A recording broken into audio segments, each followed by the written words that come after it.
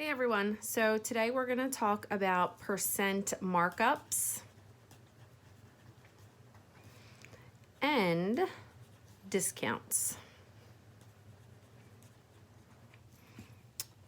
So that is our focus today.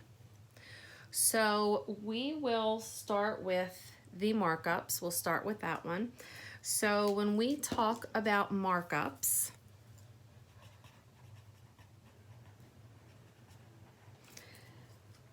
that also talks about commission,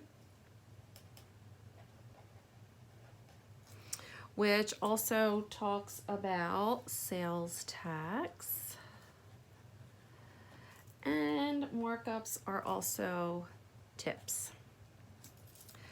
So these things all basically indicate that you are going to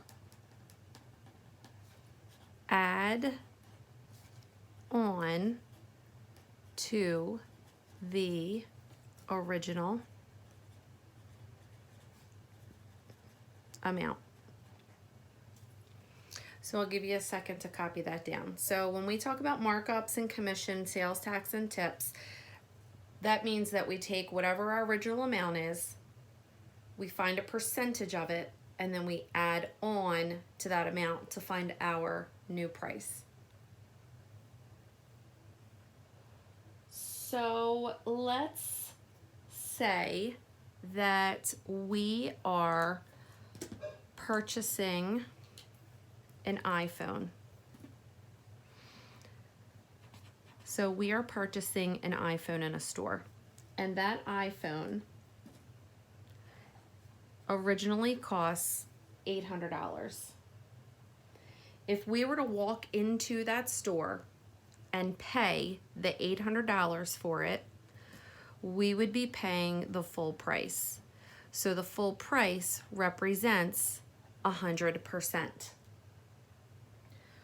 But when you go into a store, you typically pay tax on items. So if we're paying a tax, we pay a certain percentage for tax. In Pennsylvania, we typically pay, well, not typically, we do, we pay 6% sales tax on items that we purchase. So if I bought the iPhone without any tax, I'd be paying 100% of the price. The tax that we're paying will be this portion is 6%. When we purchase the phone, the new price or the new amount means that we're paying the $800 for the phone plus whatever the amount is for the tax. That gives us our new price, which means we're paying 100% for the phone plus the 6% in tax, which means our new price is representing 106%. So if we wanted to figure out these amounts, the tax or the new price, we can use, and there are a bunch of different ways to do this, but we're gonna stick with proportions because that's what we've been working on. So let's say that I wanted to find out what is the tax on the iPhone. So if I want to know what the tax is on the iPhone, we can set this up into a proportion. So when we set this up into our proportion, remember that it's your percent over 100. And then this is the amount that we're adding on because we're adding on 6%. So this represents the amount that we're adding. So I'm just going to abbreviate here, amount add. And then it's over whatever the original price is, so, or the original number. So again, I'm just going to abbreviate the original number. So now if we fill in our information with what we have here, the amount added is the tax that's being added. We don't know that, so that's our variable. So X over the original number was 800. That's the original cost of our iPhone. And that's equal to our percent out of 100. So this right here, we said earlier that if we paid the full price, it represented 100% of the cost. Here we're trying to figure out what the portion is that we're adding on, and that represents 6% of the cost. So we're going to put 6 here. So now to solve this, again, you could use your cross products, or you can look to see here, if I do 100 times 8, it gives me 800. So if I do 6 times 8, it gives me that X is equal to $48 just in tax. So that's what your tax is going to be. So if that's how you had to find just your tax amount, you would do that. Now let's take a look. I'm going to block this off.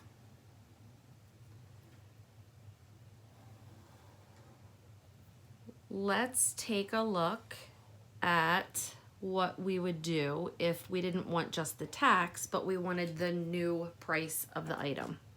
So I'm gonna switch colors here. Let's see, hopefully my purple works. Okay, so this time we wanna know, and I'm gonna block this off here. This time, what is the new cost of the phone? So the new cost of the phone means the amount that I'm paying for the phone plus the tax that I have. So when we do this, we're still going to use a proportion. So we're still going to use this and this. It's still over 100 because percents are out of 100. Now this right here is our original number, just like the other proportion.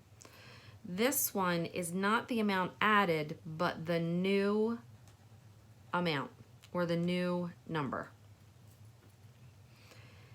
Here, because it was a markup and we're looking for the new number, that's this part here. It's what we would pay originally plus the tax, so it's representing this amount.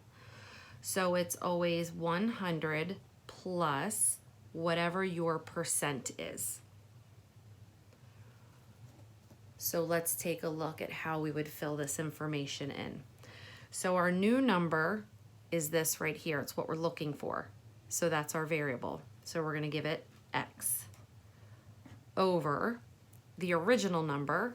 That's the original amount for our phone, 800, equals, now this is over 100, and we said if we bought the phone before tax, we're paying 100% of the price, but we want the new price.